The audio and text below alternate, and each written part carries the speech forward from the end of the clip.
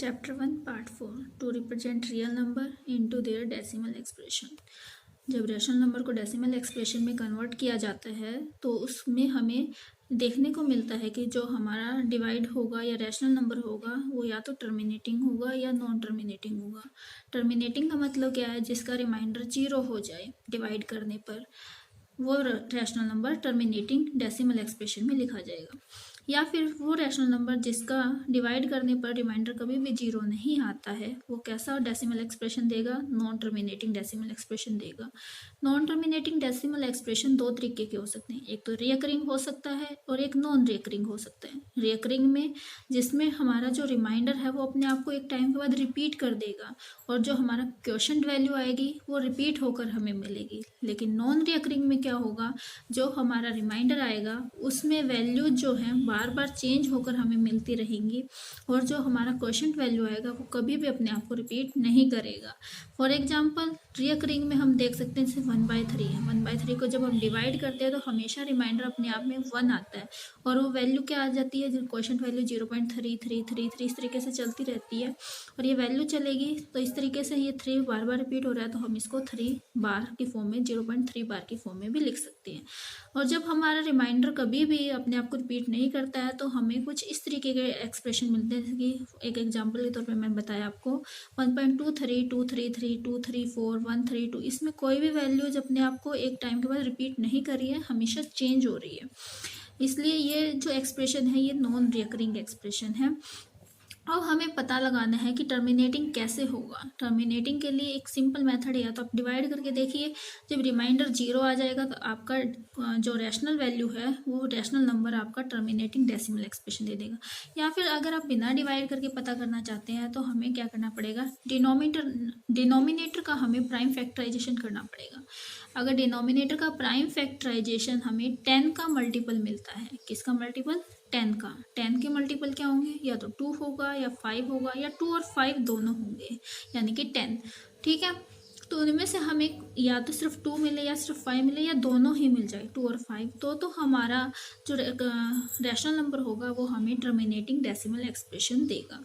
For example 1/5 है हमारे पास। 1/5 में हमें जब फैक्टराइजेशन करके देखते हैं तो हमें 5 मिलता है। 5 10 का मल्टीपल है, इसलिए हमें जो एक्सप्रेशन मिल रहा है वो 0.2 मिल रहा है और एक इसमें रिमाइंडर जो है वो 0 आने के बाद क्वोशंट हमारा 0.2 हो गया, यानी एंड हो गया इसका, इसलिए टर्मिनेटिंग डेसिमल एक्सप्रेशन होगा। इसी तरीके से हम एक एग्जांपल और देख सकते हैं इसके लिए, जैसे हमें 3.142678 इसको हमें रैशनल नंबर की फॉर्म में कन्वर्ट करना है p/q में।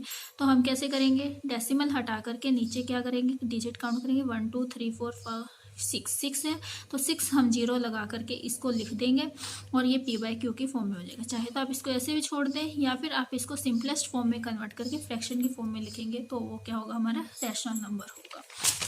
इसी तरीके से हमें क्वेश्चन दिया है कि 36/100 को आप डेसिमल फॉर्म में लिखिए और उसका एक्सप्रेशन बताइए कैसा होगा।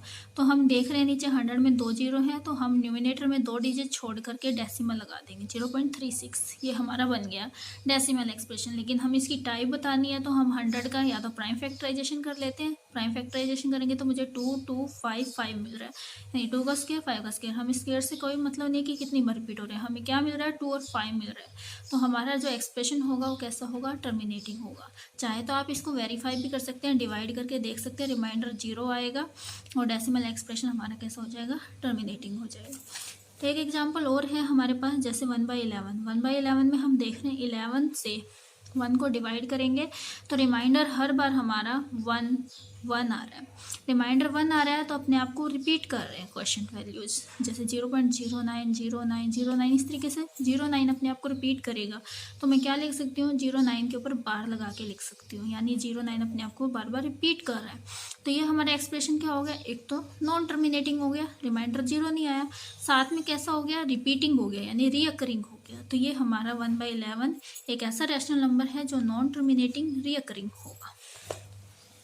उसके बाद आप देख सकते हैं जितने भी रैशनल नंबर होंगे या तो वो टर्मिनेटिंग मिलेंगे आपको या नॉन टर्मिनेटिंग रिकरिंग मिलेंगे। कोई भी ऐसा रैशनल नंबर आपको नहीं मिलेगा जो नॉन टर्मिनेटिंग नॉन रिकरिंग हो, क्योंकि non terminating non recurring numbers irrational numbers होते हैं, जबकि नॉन टर्मिनेटिंग रिकरिंग वाले रैशनल और टर्मिनेटिंग वाले भी कैसे होते हैं? रैशनल नंबर्स होते हैं। और एग्जांपल्स भी आप इसी के थ्रू वेरीफाई कर सकते हैं। जैसे 4:1/8 है, ये कैसा, नीचे 8 है तो इसका प्राइम फैक्टराइजेशन में हमें 2 मिलेगा, तो कैसा एक्सप्रेशन देगा, ये टर्मिनेटिंग एक्सप्रेशन देगा, रिमाइंडर 0 होगा। यहाँ पे डिवाइड करके वेरीफाई कर सकते हैं। 3/13, अब 3/13 एक रैशनल नंबर है, लेकिन नीचे क्या है, 13 है। प्राइम फैक्टराइजेशन में कहीं भी हमें 2, 5 नहीं मिलने वाला है, तो ये हमारा कैसा होगा, नॉन टर्मिनेटिंग रीअकरिंग, यानी ये अपने आप को एक टाइम के बाद रिपीट करेगा कहीं ना कहीं। और हम देख सकते हैं जैसे यहाँ रिमाइंडर हमारा 4 बचा था, तो रिमाइंडर 4 अपने आप को फिर से ले आया, यानी यहाँ से 3 से इसकी वैल्यू रिपीट होनी स्टार्ट हो जाएगी 308 से। तो ये हमारा नॉन टर्मिनेटिंग नॉन रिकरिंग होगा। इस नंबर को अगर लिखा जाएगा तो कैसे लिखा जाएगा, 0.2, 2 रिपीट नहीं कर रहा अपने आप को, 3 से रिपीट कर रहा है। 308 आगे डिवाइड करोगे तो 308 के ऊपर बार लगाएंगे हम, ठीक है। इसी तरीके से और भी हमारे नंबर्स हैं।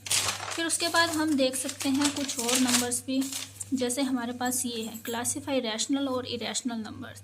हमें यहाँ पे क्या करना है, रैशनल और इरेशनल नंबर्स को क्लासीफाई करना है कि ये रैशनल नंबर कैसे होंगे। अब देखिए हमें ये नंबर है √23, बताना है रैशनल होगा इरेशनल। इसकी पहचान कैसे करेंगे, रैशनल नंबर कैसे होते हैं, टर्मिनेटिंग होंगे या फिर वो क्या होंगे, नॉन टर्मिनेटिंग के साथ रिपीटिंग होंगे, ये रीअकरिंग होंगे।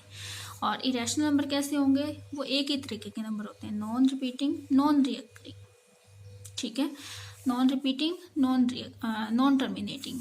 इसके बाद देखेंगे हम जैसे √23 है, √23 में 23 का कोई भी परफेक्ट स्क्वायर रूट नहीं होगा, इसलिए नंबर कैसा होगा, इरेशनल नंबर होगा। √25 है, 25 में हम देख सकते हैं 15 × 15 और 15 का स्क्वायर से रूट कैंसिल हो जाएगा तो 15 बचेगा। 15 को 15/1 भी लिखा जा सकता है, कैसा नंबर होगा, रैशनल नंबर होगा। 0.3796 डेसिमल हटा के नीचे हंड्रेड्स की फॉर्म में लिखा जा सकता है इसको। यहाँ पे जितने 1 2 3 4 डिजिट है डेसिमल के बाद, तो हम 4 0 लगा के इसको p/q की फॉर्म में रैशनल नंबर लिख सकते हैं। इसी तरीके से 7.478478 यहाँ रिपीट हो रहा है, तो ये हमारा डेसिमल एक्सप्रेशन कैसा है, रिपीटिंग वाला है, तो ये कैसा नंबर होगा, रैशनल नंबर होगा। यहाँ देख सकते हैं 1.10100001000 एंड सो ऑन चलता जा रहा है, तो यहाँ पे कोई भी वैल्यू एक टाइम के बाद अपने आप को रिपीट नहीं कर रही है, ये नॉन रिपीटिंग नॉन टर्मिनेटिंग है, तो कैसा नंबर होगा, इरेशनल नंबर होगा, ठीक है। उसके बाद हम नेक्स्ट वीडियो में देखेंगे कि 1/3 ये कैसे, इस टाइप के जो नंबर हैं रिकरिंग वाले, वो कैसे रिएशनल नंबर है। इस वीडियो के लिए इतना ही।